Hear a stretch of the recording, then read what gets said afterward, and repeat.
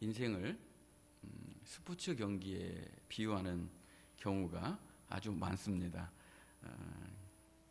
주로 우리나라에서 쓰는 말이지만 축구에서 펠레스코아 그렇게 얘기를 하면 3대2로 경기가 끝났을 때 3대2로 경기를 이기는 게 가장 재미있다고 그래요. 왜냐하면 팽팽한 긴장감 속에서 이제 한 18분마다 골이 하나씩 나오니까 쉴 사이 없이 이제 치고받는 유형이 되겠습니다.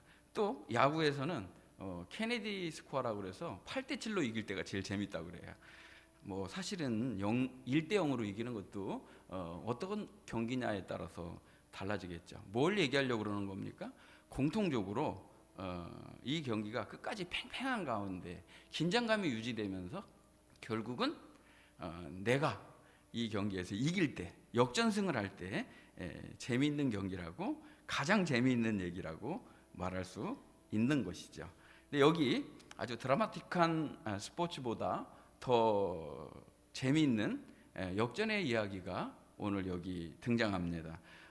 게네사렛 호수, 쉽게 말씀드려서 갈릴리 호수에 고기를 잡던 이 베드로가 아주 거기서 잔뼈가 굵은 사람입니다. 고기 잡는 거에 우리로 말하면 이력이 난 사람이죠. 그러나 그날은 이상하리만큼 고기가 하나도 잡히지 않는 것입니다. 그래서 모든 걸 이제 포기하고 빈 배로 돌아와서 이 배를 정리하고 그물을 씻기 시작합니다.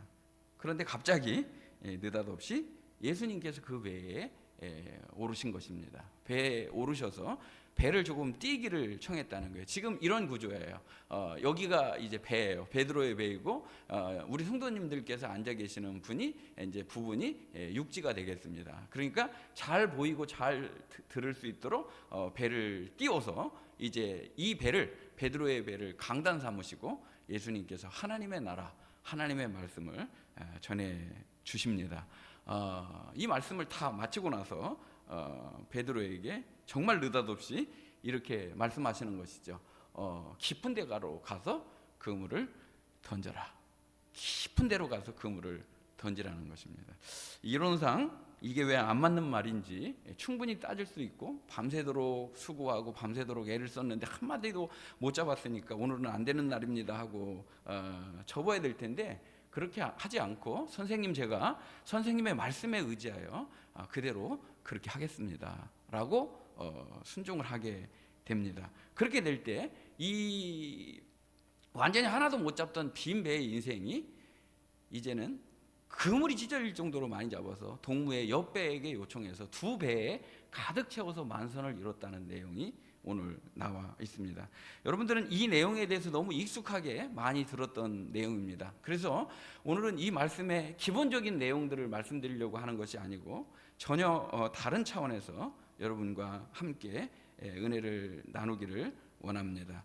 여태까지 완전히 빈 배로 돌아와서 내가 헛수고를 하고 정말 내 수고와 나의 애씀이 아무것도 아닐 때 얼마나 힘든 것입니까? 우리의 발걸음이 얼마나 무겁고 터덜터덜합니까? 뭔가 내 생각과 내 계획과 내 뜻대로 일이 안 이루어졌을 때 잠도 오지 아니하고, 그리고 정말 내 원하는 대로 이루어지지 않았을 때 힘들고 어려운 것은 말로 표현할 수 없는 것이죠.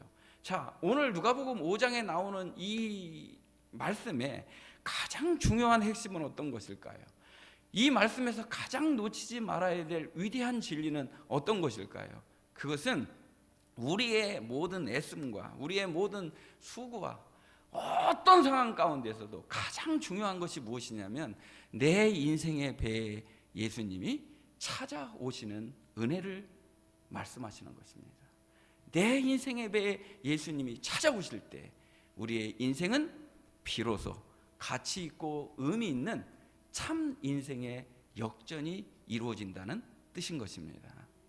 정말 나는 실패할 수도 있고, 정말 나는 좌절할 수도 있고, 차라리 예수님 없이 살아갈 바에는 좌절하고 낭망하는 것이 더 복인 것입니다. 예수님 없이 살아갈 바에는 처절하게 실패하는 것이 오히려 큰 복을 받은 것입니다. 빈 배였기 때문에 예수님의 말씀이 들려졌는지도 모릅니다. 그렇기 때문에 내 인생의 배에 예수님이 오르셔서 나를 만나주시고 나에게 말씀해 주신 것이야말로 최고의 복을 받은 것입니다. 예수님이 오실 때 왜 이것이 역전의 은혜인가? 예수님이 오실 때 왜 인생이 역전되는가? 그것은 바로 예수님 자신이 최고의 역전의 주인공이시기 때문이라는 것입니다. 예수님 삶 자체가 우리의 삶을 역전시키러 오신 분이기 때문인 것입니다. 왜 그럴까요? 예수님 자신이 왜 역전의 주인공이냐 하는 것입니다. 성경 말씀 시편 118편 22절에 보면 건축자가 버린 돌이 짐 모퉁이의 머릿돌이 되었나니, 이런 말씀이 있습니다. 여러분, 이 말씀이 어떻게 읽어지시나요? 건축자가 집을 짓는데요, 집을 짓을 때 기초가 튼튼해야 되겠죠. 그 기초를 다지는데 엉뚱하게 멀쩡한 돌이 나왔다는 겁니다. 그랬더니 이 돌을 어디다가 건축에다가 써보려고 해도 아무짝에도 쓸모없는 돌이었다는 거예요. 그래서 이 돌은 거리적거리고 거치는 돌이고 필요 없는 돌이었다는 거예요. 그래서 건축자가 이 돌을 빼서 영문 밖에다, 아주 동네 밖에다 버려버려라 하고 버렸다는 거예요. 그게 무슨 돌이라는 거예요? 버린 돌이라는 거예요. 버린 돌인데 아무렇게 이렇게 해도 저렇게 해도 집이 지어지지를 않습니다. 그 집을 지려고 그러면 가장 중요한 기초석이 있어야 되는데, 머릿돌이 있어야 되는데, 시작의 돌이 있어야 되는데, 기준점의 돌이 있어야 되는데 돌이 없는 겁니다. 아무것도 어떻게 해서도 세워지지 않는 빈 배와 같은 것입니다. 어떻게 해서도 안 되는 겁니다. 결국은 버렸던 그 돌을 가져다가 다시 가장 중요한 머릿돌에 놨더니 그 돌이 머릿돌이 되고 모퉁이돌이 되어서 가장 아름다운 집을 짓는 것, 그 내용을 시편, 예수님이 오시기 너무너무 오래전부터 예언자와 선지자와 그리고 시편의 기자는 예수님 오심을 예언하고 계신 것입니다. 이 말씀은 무엇입니까? 제가 이제 새벽에 기도를 합니다. 새벽에 기도를 하는데 하나님께서 이렇게 여러분 성경에 이렇게 적으시면 되겠습니다. 버린 돌이라고 써 있는 그 옆에다가 버린 돌 예수님, 모퉁이 돌 머릿돌 예수님. 예수님께서 뭐가 되셨다고요? 버린 돌이 되셨다는 거예요. 어떻게 해요? 십자가에 죽으심으로 버린 돌이 되셨다는 거예요. 예수님이 십자가에 죽으심으로 버린 돌이 되셨는데, 예수님은 십자가에 죽으시고 끝난 것이 아니라 다시 사시고 부활하셔서 머릿돌이 되셔서 성도를 구원하시고 교회를 세우시고 하나님의 나라를 이루시는 가장 중요한 기준의 돌, 시작의 돌, 머릿돌, 모퉁이돌이 되셨다는 것입니다. 그러니까 교회를 세우는데, 하나님의 나라를 세우는데 가장 기초가 되고 근간이 되는 기준점이 누구시라는 거예요? 예수 그리스도시라는 거예요. 그래서 버린 돌이 모퉁이돌이 되었다라고 시편은 우리에게 말씀하고 계시는 것입니다. 그러고 보니까 새벽에 기도할 때 버린 돌 옆에다가 제가 예수라고 쓰고 모퉁이돌 머릿돌 옆에다가 부활하신 예수님을 쓰니까 창세기부터 요한계시록까지 모든 말씀이 다 역전의 말씀입니다. 모든 성경에 나와 있는 중요한 인물들은 위대한 역전을 경험한 사람들입니다. 하나님의 은혜에 대해서 하나님이 찾아오셔서 하나님이 만나주시고 말씀 주실 때 모두가 다 역전했다는 것입니다. 다 성공한 사람들은 이 세상에서의 성공만을 말하는 것이 아니라 영적으로 승리한 사람들은 순탄하게 처음부터 끝까지 1부터 100까지 다 순탄하게 완성된 인생이 하나도 없었다는 것입니다. 우여곡절이 있고 실패를 겪고 좌절이 있고 절망이 있는 상태에서 주님이 찾아오셔서 만나주실 때 그의 인생이 완전한 하나님의 은혜에 의한 역전이 이루어졌다는 것입니다. 예수님은 오셔서 사망을, 죽음을, 멸망을 영원한 생명과 영원한 구원으로 바꿔주신 역전의 은혜를 베풀어 주시는 주님인 줄로 믿습니다. 절망과 무거운 짐을 벗기시고 하늘의 소망으로, 산 소망으로 우리를 충만케 하시는 분이 역전의 주인공 되시는 사랑하는 예수님이신 줄로 믿습니다. 예수님이 이렇게 말씀하십니다. 요한복음 16장 33절에 있는 말씀을 보면 이것을 너희에게 이르는 것은 너희로 내 안에서 평안을 누리게 하려 함이라. 세상에서는 너희가 환난을 당하나 담대하라. 내가 세상을 이기었노라 하시니라. 예수님이 이기셨다는 거예요. 이것은 완료형입니다.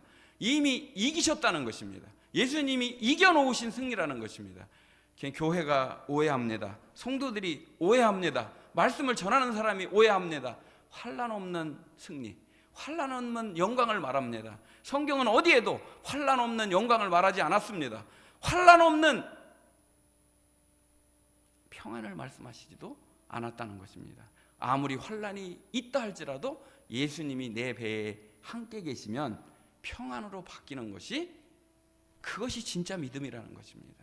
환난 가운데 평안한 것이고 환난을 이기고 최종 승리를 경험케 하는 것이 주님의 은혜인 줄로 믿습니다. 로마서 8장 37절에 있는 말씀을 보면 그러나 이 모든 일에 우리를 사랑하시는 이로 말미암아 우리가 간신히 이기는 것이 아니라 넉넉히 이기느니라. 우리를 사랑하시는 예수님 때문에, 예수님으로 말미암아 이긴다고 말씀했지, 나의 열심으로 나의 의로 내가 소망을 가졌기 때문에, 내가 한번 해봐야 되기 때문에 그런 것으로 이기는 것이 아니라는 것입니다. 예수님을 사랑하는 자에게 베푸시는 은혜인 것입니다. 그러니까 어떤 환난도, 죽음이라도 우리를 예수님의 사랑에서 끊을 수도 없고 갈라놓을 수도 없다는 것입니다. 넉넉히 이긴다는 것입니다. 주님이 이기셨기 때문에 그 승리가 우리의 것이라는 것입니다. 그 성경 말씀이 1500년 동안 40여 명의 저자들이 썼는데도요, 다 동일한 주제를 말하고 있어요. 보통은 이 사람이 쓰고 저 사람이 쓰면 다른 얘기가 있어야 될 거 아니에요. 그리고 왕이 쓰고 어부가 쓰고 의사가 쓰고 그러면 뭔가 결이 달라야 될 거 아니에요. 아니요, 결은 다른데요, 말씀하시려고 하는 주제는 하나예요. 어떤 걸까요? 여러분, 어떤 걸까요? 하나님은 사랑이시고 여기서 드러내려고 하는 건 뭐예요? 예수 그리스도인 것입니다. 근데 제가 놀라운 것은요, 놀라운 건 아니에요. 이상한 거는요, 성도들이 설교를 들으면 은혜를 받는다 그래요. 근데 예수 없는 설교에 은혜 받으면 어떻게 되겠습니까? 이거 은혜가 아니죠. 자기 확신이죠. 예수 없는 설교가 재밌다고 은혜 받으면 아무 소용없는 거예요. 아무 지루해도 거기 예수님이 드러나야 되는데 예수님 없는 신앙생활 하는 사람들이 많다는 거예요. 특히 아주 제가 요즘에 경악하는 것은 어떤 것이냐면 요한계시록에 대한 말씀들을 전하는 분들이 곧 계셔요. 제법 계셔요. 말은 나름대로 노력을 하는데 요한계시록에 예수님 없는 요한계시록을 전한다면 그것은 꽝인 겁니다. 하나마나한 짓을 하고 있는 겁니다. 그래서 요한계시록 1장 1절에 있는 말씀을 보면 요한계시록 시작부터가 무엇입니까? 예수 그리스도의 계시라. 예수 그리스도를 드러내려고 지금 이 말씀을 주신 것인데 예수 없는 요한계시록 공포와 무슨 SF 영화 찍는 겁니까? 전혀 여러분 두려워하지 마시기를 바랍니다. 예수 그리스도와 함께 계시고 영원토록 우리와 함께 계시니 이 말씀을 잘 읽으면 뭘 말씀하시려고 하는지가 분명히 들린다는 것입니다. 요한계시록 3장 21절에 있는 말씀을 보면 7교회의 이야기를 쭉 들려주십니다. 7교회의 이야기를 쭉 들려주시면서 반복적으로 나오는 구절이 있어요. 어떤 거냐면 귀 있는 자는 들을지어다 라는 말씀이라고, 또 이기는 자는 이런 말씀들이 계속 등장합니다. 지금 뭘 말하려고 하는 것이죠? 3장 21절에 보면 이기는 그에게는 내가 내 보좌에 함께 앉게 하여 주기를, 내가 이기고 아버지 보좌에 함께 앉은 것 같이 너희도 그렇게 해주시겠다는 약속의 말씀입니다. 뭐예요? 예언이에요. 예고편이에요. 이기는 그에게는 뭘로 이기는 거예요? 뭘로 이기는 거예요? 여러분, 이기는 그에게는 내 보좌에 함께 앉게 해주시겠다. 예고편이죠? 자, 본편을 보시겠습니다. 요한계시록 4장 4절을 보시겠습니다. 또 보좌에 둘려 24 보좌들이 있고 그 보좌들 위에 24 장로들이 흰옷을 입고 그 머리에 금관을 쓰고 앉았다 말하고 있습니다. 하늘이 열리고 하늘의 모습을 봤는데 24 보좌가 있더라는 거예요. 하나님 보좌 우편에 24 보좌가 있더라는 거예요. 24 보좌가 있는데 24 보좌는 제가 말씀드린 대로 구약의 12지파, 신약의 12 사도를 대표하는 모든 성도들을 지칭하는 거예요. 대표일 뿐이에요. 그러니까 결국은 쉽게 얘기하면 우리가 앉을 자리예요. 성도가 앉을 자리예요. 그런데 아까는 이기는 자는 거기 앉게 해주겠다 그랬잖아요. 근데 4장 4절에 보면 어떻게 돼요? 금관을 쓰고 머리에 금갓을 쓰고 흰옷을 입고 금관을 쓰고 거기 어떻게 했다고요? 앉았더라. 이미 이루어진 것으로 우리에게 보여주십니다. 여러분, 표정을 너무 경직되게 하지 마시고 뭐 이렇게 무겁게 받아들이세요? 하나님 말씀을 전하는데 편안하게 마음 가지세요. 큰일 안 납니다.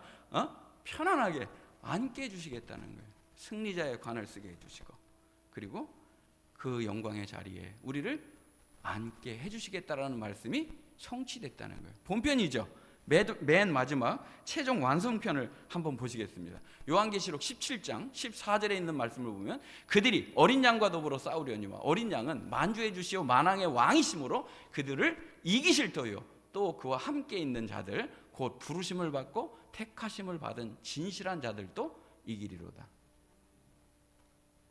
이긴다는 거예요. 누가 이겼기 때문에? 예수님이 이기셨기 때문에 예수님을 따르는, 예수님과 함께한, 부르심을 받은, 택하심을 받은 진실한 자들도 이긴다는 말씀인 것입니다. 이 말씀이 있는데 왜 두려워하십니까? 왜 걱정하십니까? 왜 무서워하십니까? 그러니까 이 말씀 없이 다른 거를 전하면 그 공포영화 찍는 거예요. 잘못된 종말론을 전하고 있는 거란 말입니다. 여러분, 걱정하지 마시기를 바랍니다. 하나님의 말씀에 확신을 가지시고 하나님의 말씀을 믿으시기 바랍니다. 그러면 오늘은 우리가 어떤 이김을 살아야 될까요? 우리가 신앙생활, 믿음생활이라고 하는 거를 하는데 어떻게 오늘을 살아가야 되느냐는 거예요. 요한일서 5장 4절에 있는 말씀을 보면 무릇 하나님께로부터 난 자마다 세상을 이기느니라. 세상을 이기는 승리는 이것이니 우리의 믿음이니라. 자, 완료된 승리만 있는 것이 아니라 오늘 우리가 싸워 이겨야 될 이김이 있다는 거예요. 그걸 뭘로 이긴다는 거예요? 매일매일의 믿음으로 이겨나가는 오늘 이겨야 될 이김도 있다는 거예요. 단지 다른 게 하나가 있어요. 어떤 걸까요? 이 현재 진행형에서 다른 거 하나는 무엇이냐면 이 세상의 사람들은 이기기 위해서 싸웁니다. 우리는 이기기 위해서 싸우는 게 아니라 이겨놓으신 승리를 누리기 위해서 싸우는 것입니다. 이해가 되시는 건지 안 되시는 건지. 이기기 위해서 싸우는 게 아니라 이겨놓으신 승리를 누리기 위해서 싸우는 거란 말이에요. 그만큼 승리가 보장된 싸움을 우리에게 맡겨주신 것입니다. 쉽게 말씀드리면 적장은 이미 패했다는 거예요. 적의 우두머리는 이미 패했다는 거예요. 멸망이 예언됐다는 거예요. 곧 멸망받을 자라는 거예요. 그 졸개들을 우리가 잔당을 제가 큰 불이 잡혔으니 이제 잔불을 정리하는 거라는 거예요. 매일매일 선한 믿음의 싸움을 통해서 승리를 누리는 우리 성도들이 되시기를 주님의 이름으로 축복합니다. 무엇으로 이겨요? 믿음으로 이기는 거라는 거예요. 믿음으로. 예수님은 무엇으로 이기셨을까요? 승리의 방식을 한번 보도록 하겠습니다. 예수님이 이기신 승리의 방식은 죽으심으로 승리하셨다는 것입니다. 예수님은 죽으심으로 승리하셨다는 겁니다. 골로새서 2장 15절에 있는 말씀을 보면 예수님은 십자가로 그들을 이기셨느니라. 뭘로 이기셨다고요? 십자가로 그들을 이기셨다는 것입니다. 그러니까 우리는 싸울 때 어떻게 되느냐면 여러분은 얼굴을 뵐 때 부부싸움도 안 하시는 분들 같아요. 부부싸움도 안 하고 항상 한 번도 안 싸우고 이렇게 사시는 분 같은데 싸울 때 어떻게 해요? 힘으로 말로라도 이겨야지. 지고 나면 어떻게 해요? 무지하게 속상하죠. 안 그렇죠? 지고 나면 속상하잖아요. 근데 사실은요, 이겨도 지는 게 있어요. 이겨도 지는 거예요. 그 이겨서 뭐 할 거예요? 부부싸움에서 이겨서 뭐 할 거예요? 근데 예수님은요, 힘이나 말이나 권력으로나 칼이나 무력으로 이기신 게 아니에요. 뭘로 이기셨다는 거예요? 십자가로 이기신 줄로 믿습니다. 당신의 목숨을 내어 죽으심으로, 희생으로, 사랑으로 이기신 싸움을 싸우셨다는 거예요. 그러니까 교회가 정반대로 가는 거예요. 성도가 정반대로 가는 거예요. 싸워서 이기려고 그러고, 폭력으로 이기려고 그러고, 무력으로 이기려고, 돈으로 이기려고 그러고, 그건 이긴 게 아닙니다. 진 거지.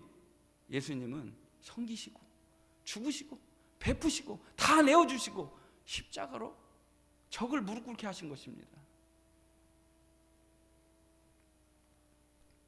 성경은 우리에게 위대하게 이 십자가의 승리를 선언하는 것입니다. 좀 골로새서 말씀을 조금만 말씀을 드리겠습니다. 여러분 좀 어려우시더라도 잘 참고 이 말씀을 들으시면 맨 마지막에 남는 게 있으실 것입니다. 골로새서에는 오늘날하고 똑같은 다양한 종류의 이단들이 등장을 합니다. 근데 이걸 뭐 추리면 세 가지 이단이라고 말할 수가 있습니다. 당시 교회를 어지럽히고 지금 그 위대한 유구한 역사를 자랑하며 이단은 계속해서 업그레이드하고 또 변화하고 또 살아남기 위해서 애를 써서 오늘날도 아주 치열하게 이단들이 싸움을 걸어오고 있습니다. 그 세 가지 이단이 어떤 것이냐면, 첫째는 영지주의입니다. 영지주의의 핵심은 무엇이냐면 영은 선하고 육은 악하다. 제가 얼마 전에 말씀드렸기 때문에 다 줄이고 이 말씀은 어디로 가느냐면, 방향을 여러분 잘 잡으셔야 돼요. 방임주의. 어차피 내가 못해. 그러니까 그냥 포기하자 하는 방임주의로 갑니다. 또 하나는 금욕주의로 갑니다. 이 두 가지 다 잘못된 겁니다. 방임도 안 되고 쾌락을 추구하는 극단적 방임도 안 되고, 그렇다고 내가 할 수 있다라고 하는 돌을 닦는 금욕주의도 절대 그 믿음의 길을 걸어갈 수가 없습니다. 자, 영지주의 있고요. 두 번째는 율법주의입니다. 예수님이 십자가에 이기신 것은 이 율법을 십자가에 못 박으신 거거든요. 근데 이거를 신봉하는 사람들이 계셔요. 마치 이걸로 신앙생활을 하려고 그러는 분들이 있어요. 율법으로 신앙생활하는 게 아닙니다. 오직 십자가에서 우리를 죽으시고 다시 살려내신 은혜로 신앙생활하는 것입니다. 율법주의가 또 진화해서 신율주의를 낳게 되고, 자, 이단이 계속해서 진화를 하고 있습니다. 마지막 잘못된 종말론입니다. 잘못된 종말론으로 말합니다. 다시 돌아가서 이 세 가지가 교묘하게 섞어진 이단들 지금 만들어내고 있는 것입니다. 그런데요, 아까 말씀드린 영지주의에서 말하는 것이 무엇이냐면, 영은 선하고 육은 악하다는 거예요. 그러니까 결국은 무슨 말이에요? 예수님이 육체로 오심을 부인하는 겁니다. 예수님이 육체로 오셨다면 예수님이 선하신 분이 아니라는 뜻을 지금 말하는 것이죠. 결국은 어떤 거예요? 예수님이 육체로 오심을 부인한 거예요. 그래서 이 영지주의가 아주 위험한 겁니다. 지금도 똑같이 그렇게 말하고 있습니다. 골로새서 2장 9절은 우리에게 위대한 선언을 해주십니다. 그 안에는 신성의 모든 충만이 육체로 거하시는 분이시다. 누가요? 예수님이. 예수님은 신성의 모든 충만이 육체로 거하시는 분이시다. 이 말을 요한 복음 말씀으로 바꾸면 무엇이에요? 말씀이 육신이 되어 우리 가운데 오셨다는 거예요. 말씀이 육신이 되어 우리 가운데 오셨는데 그 영광을 보니 아버지의 독생자의 영광이요 은혜와 진리가 충만하더라. 이 말씀인 것입니다. 하나님이 사람이 되시 오셨다는 걸 성경은 말씀하시는 거예요. 어떤 종교에도 어디에도 없는 위대한 말씀인 것입니다. 우리를 사랑해서 친히 영광의 보좌를 버리시고 사람이 되셔서 우리를 구원하시기 위해서 십자가 지신 그 예수님을 우리는 만난 것이고 사랑하는 것입니다. 근데 이거를 부인하면 그거는 성경도 아니고 교회도 아닌 것입니다. 예수님이 하나님의 영광의 보좌를 버리시고 우리에게 오셔서 십자가로 죽으시기까지 우리를 사랑하셨다는 것입니다. 여기서 끝나지 아니하고 2장 10절에 보면 그 영광과 그 충만을 누구에게? 우리에게 부어주셨다는 거예요. 너희도 그 안에서 충만하여졌으니 그는 모든 통치자와 권세의 머리가 되시는 분이시라는 거예요. 뭐라고요? 예수님이 그 충만을 우리에게 충만케 해주실 뿐만 아니라 그분은 우리의 뭐가 되시는 분이에요? 머리가 되시는 분이에요. 다시 말씀으로 돌아가면 먼 길을 돌아왔지만 그 머리가 뭐라는 거예요? 머리돌이라는 거예요. 모퉁이돌 머리돌이라는 거예요. 버린 돌을 뭘로 삼으셨다고요? 하나님이 모퉁이돌 머리돌 삼으셨다는 거예요. 그러니까 이 말씀은 모든 성도의 믿음의 출발은 무엇이라는 거예요? 예수님으로부터 시작된다는 거예요. 머리 대신 예수님께 붙어있는 게 신앙생활이라는 거예요. 교회는 예수님이 머리가 되시고 예수님이 다스리시는 하나님의 나라가 되어야 된다는 거예요. 그분에게 붙어있는 곳이 교회여야 된다는 거예요. 크고 사람이 많이 보이고 대단하게 재미있는 프로그램이 있어서 교회가 아니라 예수 그리스도의 터 위에 그분이 머릿돌이 되시는 그분 위에 세워진 교회가 살아있는 하나님의 집이라는 거예요. 그러니까 이단은 뭘 말하는 거예요? 잘못된 이단은 어디로 가는 거예요? 머리 되시는 예수님에게 떨어지라고 분리하라고 말하는 게 이단이에요. 그래서 끝에 가보니까 멸망이 기다리는 거예요. 그래서 골로새서 2장 19절에 있는 말씀을 보면 머리를 붙들지 아니하는지라 온몸이 머리로 말미암아 마디와 심줄로 공급함을 받고 연합하여 하나님이 자라게 하심으로 자라느니라. 우리는 예수님에게 연결돼서 그 위에 힘이 공급되고 은혜가 공급되고 사랑이 공급되어서 자라나는 너무나 귀한 존재라는 거예요. 아까 말씀드린 새하늘과 새 땅의 상속자가 된다는 것은, 하나님의 영광 보좌 우편에 앉는다는 것은 바로 예수님에게 붙어서 그 영광으로 그 충만으로 자라나서 예수님과 같이 되는 것을 의미하는 것입니다. 이 말씀을 좀 준비하는데 골로새서 말씀이 막 전하고 싶은 거예요. 너무나 이 좋은 예수님을 여러분한테 막 자랑하고 막 드러내고 싶은 거예요. 예수님 이런 분이라고 막 자랑하고 싶은 거예요. 신이 나죠, 여러분. 예수님 때문에. 예수님은 십자가로 이기셨다. 그러면 승리의 방법을 한번 보도록 하겠습니다. 예수님이 승리한 방법은 어떤 방법일까요? 예수님이 승리한 방법은 예수님이 이제 공생애를 시작하시면서 성령에 이끌려 시험을 받으시게 됩니다. 시험이 있고 유혹이 있다 그랬어요. 근데 여기 시험이라고 표기됐지만 사실은 뭐예요? 유혹이죠. 근데 내가 자력으로 원한 거예요. 뭐요? 성령에 이끌려서 가신 거예요. 마귀에 이끌린 게 아니라 성령에 이끌려서 예수님은 하실 말씀이 있고 드러낼 진리가 있기 때문에 자신을 유혹의 자리로 나아가신 것입니다. 예수님께서 이제 인생에게 가장 필요한 세 가지 유혹을 당하게 됩니다. 첫째는 무엇입니까? 40일을 금식하셨으니 얼마나 배가 고프시겠습니까? 얼마나 배가 고프. 그러니까 가장 절실한 거예요. 떡으로 돌덩이 가지고 떡 만들어. 자, 세 가지 시험인데 세 가지 다 하면 점심까지 오후 예배까지 시장이 있기 때문에 나중에 또 말씀을 드리도록 하겠습니다. 마지막 세 번째만 말씀드리도록 하겠습니다. 너무 중요한 거예요. 이건 세 가지 다 중요한데 마지막 세 번째 말씀을 드리도록 하겠습니다. 마귀가 이제 지극히 높은 산에 예수님을 인도해서 이끌어서 천하만국의 모든 영광을 보여주게 됩니다. 천하 영광의 모든 영광을 보여주고 이거 다 줄게. 여러분 이때 덥석 물으면 안 됩니다. 이거 다 줄게. 세상에 이런 유혹이 많거든요. 다 줄게 이거. 여러분이 원하는 거예요. 그게 너무 절실한 거예요. 그럼 여러분 이걸 덥석 물면 큰일 나는 겁니다. 맨 마지막 얘기를 들으셔야 됩니다. 왜 주느냐가 중요한 거예요. 절 한 번만 해. 딱 절 한 번만 하면 내가 다 줄게. 이런 거예요. 예수님이 이렇게 말씀하십니다. 마태복음 4장 10절에 있는 말씀을 보면 이에 예수께서 말씀하시되 사탄아 물러가라. 기록되었을 때 주 너희 하나님께 경배하고 다만 그를 섬기라 하였느니라. 하나님만 섬기라는 거예요. 여러분 물질도 섬김의 대상이 될 수 있습니다. 여러분이 명예도 섬김의 대상이 될 수도 있습니다. 목숨을 거는 게 섬김의 대상일 수도 있습니다. 절대로 그 발 아래 꿇어 엎드려 예배죠? 경배죠? 바꾸지 마세요. 하나님께만 경배할 수 있는 우리 성도들이 되시기를 주님의 이름으로 부탁합니다. 다 준다 해도 바꿀 수 없는 게 이거예요. 나는 하나님을 예배합니다. 주님의 발 앞에 있는 이 기쁨은 그 무엇으로도 바꿀 수 없는 것입니다. 이 예배의 자리, 하나님을 사랑하는 이 자리만큼은 어떤 것으로도 빼앗기거나 바꿀 수 없습니다. 또 하나 추가해서 말씀드리면 예수님이 이기신 방법이 뭐라는 거예요? 기록되었으되. 뭘로 이기셨다는 거예요? 다 이기실 때는 세 가지 다 똑같이 기록되었으되, 기록되었으되 말씀으로 이기신 줄 믿으시기 바랍니다. 말씀은 성령의 검입니다.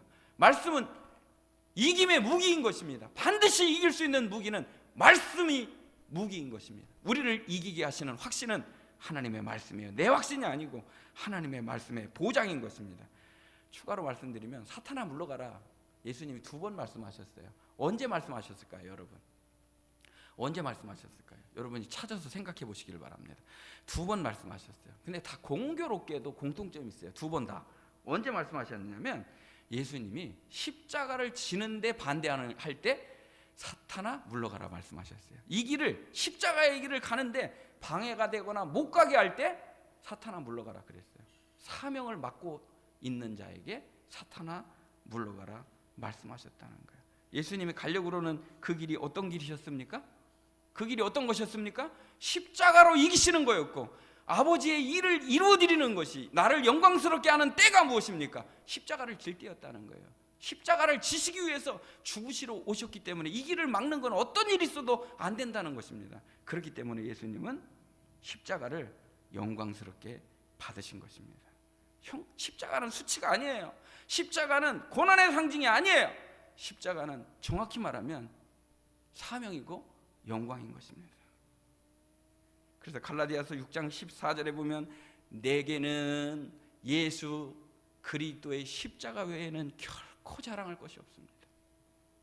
결코 자랑할 것이 없습니다. 십자가를 자랑하는 우리 성도들이 되시기를 주님의 이름으로 축복합니다. 무엇으로 이기셨다고요? 하나님 말씀으로 이겼다는 거예요. 하나님 말씀을 사랑하시는 우리 성도들이 되시기를 바랍니다. 여러분, 매일 밥 먹죠? 밥 안 먹으면 배고프죠? 하나님 말씀 안 먹으면 배고파요, 안 고파요?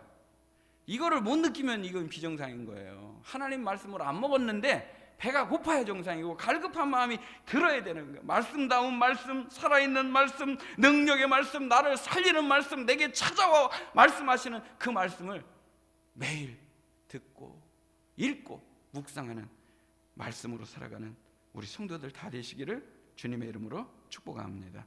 둘째 승리의 방식은 무엇일까요? 오늘 찬송 드릴 두 번째 승리의 방식은 뭘까요? 기도입니다. 기도. 출애굽할 때 출애굽을 했는데 이제 아말렉이 계속해서 싸움을 걸어옵니다. 전쟁이 붙었습니다. 어떻게 합니까? 전쟁이 붙었으니까 뭐 전쟁을 해봤어야죠. 무기가 변변한 게 있습니까? 무조건 밀리는 겁니다. 모세가 산에 올라가서 봅니다. 근데 쫙 후퇴하고 지는 게 보입니다. 모세가 손을 듭니다. 하나님, 이 백성을 긍휼히 여겨 주시옵소서. 우리에게 은혜 베풀어 주시옵소서. 기도의 손을 들면 이기는 겁니다. 기도의 손이 내려가면 지는 겁니다. 사랑하는 성도 여러분, 기도가 하나님의 역사하심의 통로인 줄 믿으시기 바랍니다. 기도를 멈추지 마시기 바랍니다. 다 보고 계시고 다 듣고 계십니다. 기도하셔야 됩니다. 기도하셔야 됩니다. 이 기도가 하나님의 역사하심의 통로라는 것입니다. 그러니까 이 기도를 통해서 하나님은 일하시기를 원하시는 것입니다. 예수님의 삶도 기도셨습니다.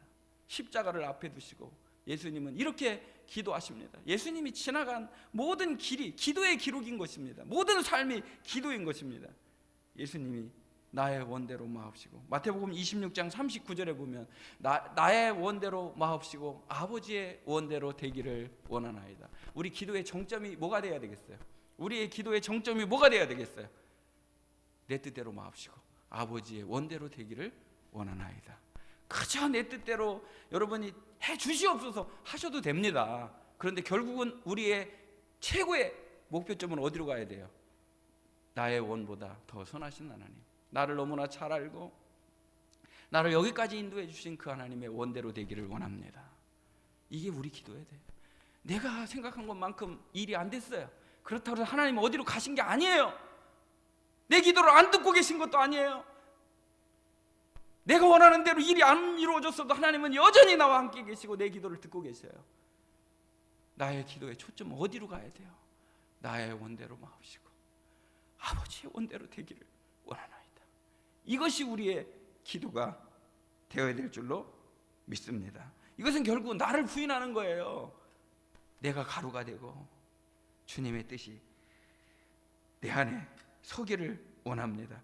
이 기도는 하나님의 이김의 통로입니다. 이김의 방법입니다. 마지막 한 가지만 더 말씀드리고 말씀을 정리하도록 하겠습니다. 마지막은 무엇이냐면 오늘 본문에 나와 있는 말씀으로 말씀을 드리겠습니다. 누가복음 5장 5절에 보면 시온이 시몬이 대답, 베드로죠. 선생님, 우리들이 밤이 새도록 수고하였을 때 잡은 것이 없지만은 말씀에 의지하여 내가 그물을 내리리이다. 여러분, 내 생각을 버리시고 내가 밤새도록 수고했는데 또 하라고요? 기도 안 들어주셨는데 또 엎드리라고요? 내가 그렇게 애썼는데 안 이루어진 걸 지금에 와서 또 시작하라고요? 이렇게 하지 않았다는 거예요. 베드로는 어떻게 했어요? 내가 밤새도록 수고했지만 잡은 것이 없지만은 비록 제가 빈 배가 되었지만 말씀에 의지하여 그 말씀대로 순종하겠나이다. 그렇게 하니라는 말씀이 뒤따라오잖아요. 그렇게 하니, 순종할 때 하나님 그 순종을 통해서 역사하시고 완성시켜 주시는 은혜를 베풀어 주시는 것입니다. 우리 예수님께서는 불순종의 역사를 마감하시고 순종의 역사를 새로 쓰신 분이에요. 순종의 나라예요. 하나님의 나라는요. 그래서 오늘 이 말씀을 정리를 하면 어떨까요? 여러분 그려보시기를 바랍니다. 자, 하나님 말씀은 우리에게 확신을 주죠. 우리가 나아가야 될 방향이죠. 기도는 뭐예요? 이 말씀을 붙잡고 기도하죠. 나의 원이 아니라 아버지의 원대로 이루어지기를 원하는 기도죠. 그래서 말씀이 수여되면, 말씀이 내게 오면 반드시 어디로 가요? 기도의 자리에서 이 말씀을 누리게 됩니다. 그러면 뭐가 생겨요? 은혜가 생기니까 순종하게 되는 거예요. 말씀, 기도, 순종의 삼각형이 완성이 되는 거, 이것이 바로 역전의 은혜의 통로이며 방법이라고 우리에게 말씀해 주시는 것입니다. 오늘 말씀, 기도, 순종은 십자가를 풀어놓은 거예요. 십자가를 풀어놓으면 말씀, 기도, 순종이라고 하는 세 개의 꼭지점이 완성이 되는 것입니다. 제가 오늘 이 말씀을 준비하면서 너무 은혜가 돼서 이 뒤에 부분의 말씀을 은혜의 말씀에는 담아놨어요. 사실은. 근데 아무리 일주일 동안 제가 했는데 이 뒤에까지 이제 다음 주에는 또 다른 역전, 이제 후로는 이라는 말씀으로 이 설교의 2편을 이제 전할 거예요. 우리의 신분이 어떻게 변화돼서 무엇을 위해서 살아가야 되고 내 안에 대적은 어떤 것이 있는지를 이 말씀을 통해서 말씀을 드릴 거예요. 그래서 뒤에 부분, 제가 못 전한 말씀은 다음 주에 연결해서 말씀을 드리겠습니다. 설교 예고편입니다.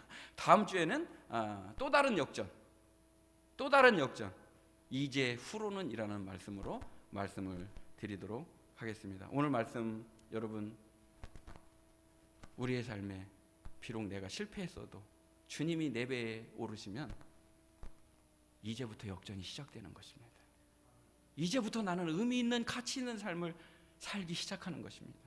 우리의 신앙도, 우리의 교회도 예수 그리스도라는 머릿돌에서 시작돼야 되는 것입니다. 그분 없는 거 금방 무너질 거예요. 이 세상에 어떤 것도 금방 무너집니다. 천년 만년 사는 게 아니지 않습니까? 그 건물이 나를 보장해 주는 것도 아니지 않습니다. 그 명예가 나를 지켜주는 것도 아니지 않습니까? 예수 그리스도의 위에 세워진 신앙, 말씀과 기도와 순종으로 세워져가는 십자가 신앙이 세워지는 저와 우리 성도들 다 되기를 간절히 원합니다.